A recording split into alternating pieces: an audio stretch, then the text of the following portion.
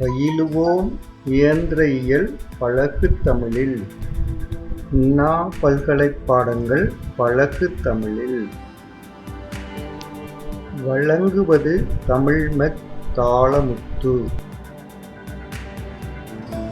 Hi students, today I welcome you all to my ME 8594 ME 6505 Dynamics of Machines 5th unit Mechanism of Control, module number 5.05.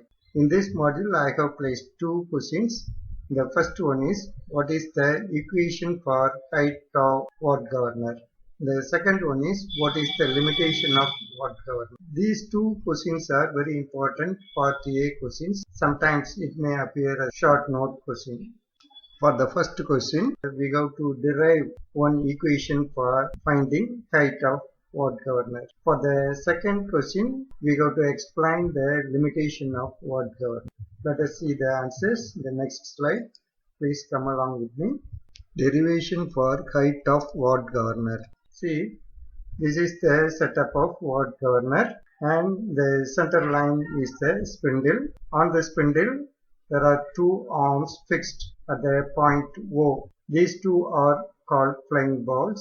The bottom portion is called the sleeve. The sleeve is connected with the flying balls by a link. Let us see, whenever the spindle rotates, the arm along with the balls also revolve around the spindle. Say at 1000 rpm, the flying ball maintains a distance r from the center of the axis of the spindle. Similarly, it maintains a height h from the pivot point P to center of the ball. Whenever the spindle rotates at 1000 rpm, the same distance r as well as the height h is maintained. It shows at 1000 rpm the ball is maintaining a equilibrium status. Now let us see this text. Let m is equal to the mass of the ball in kg, w is equal to weight of the ball in Newton, that is m into g, t is equal to tension in the arm in Newton, omega is equal to angular velocity of the arm on the ball about the spindle in radian per second. R is the radius of the path of rotation of the ball, that is horizontal distance from the center of the ball to the spindle axis in meters. Fc is equal to centrifugal force acting on the ball in Newton. This can be calculated by this formula, m omega square r. H is equal to height of the governor. When rotating at an equilibrium speed, the radius of rotation is such that the inward controlling force completely balances the outward centrifugal force. The ball is in equilibrium under the action of the following three forces. Number one, the weight of the ball W acting vertically downwards, the centrifugal force Fc acting radially outwards, and the tension T in the arm. These are all the three forces acting on the fly balls. It is assumed that the mass of the arm, links and the sleeve are negligible as compared to the mass of the balls. In engineering mechanics, we have studied, if this ball is in equilibrium status, then the summation of clockwise movements should be equal to the summation of anti-clockwise movements. Now let us take a movement about the point O. First of all, let us take the tension T. This force passes through the point O, so there is no moment for this tension. Fc into h. This is the force into perpendicular distance between the force and the reference point. It is a clockwise direction moment, and it should be equal to the anti-clockwise direction moment, that is W into R, where W is m into g and this is the R. R is the perpendicular distance between the ball and the force. Now, if Fc is replaced with m omega square R, then we can write m omega square R into h is equal to m into g into R. Now m get cancelled. Similarly, R also get cancelled. The remaining thing is omega square into h is equal to g. Now we want only the h. H is equal to g divided by omega square. We very well know that omega is 2 pi n divided by 60.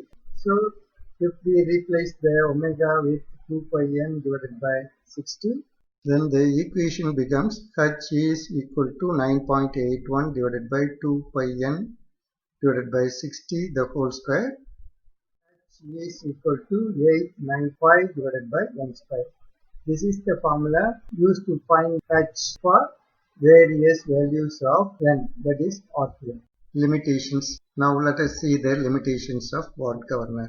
Before going into this text part, let us concentrate on this formula which we have derived in the last slide. H is equal to 895 divided by n square, where n is RPM of the spindle, h is the governor height. We very well know that if the n value is very high, then the h value becomes very small one. You see, this is the setup of our Watt governor. For high value of h, the sleeve movement will be high. That movement is transferred to the actuation of throttle valve. Only at that time there will be a significant changes in the fuel supply. At that time we can observe a change of RPM in the system due to change of fuel supply. If the h value is very small, then the movement of this sleeve also very small. That small movement in the sleeve is not sufficient to operate the throttle valve. Then there will not be any significant changes in the fuel supply. In turn, there will not be any change of RPM in the system. This we can easily understand from this graph. In this graph, the y-axis represents the height, that is h. The x-axis represents the value of n, that is the RPM. We can easily note that at low RPM ranges, the change of height value, h value is high. But at higher RPM, say at 200, this is the value of h value. For 300, this is the value of h. Here, for 100 RPM, the changes in h value is very small. That small change of h value is not sufficient to operate the throttle valve.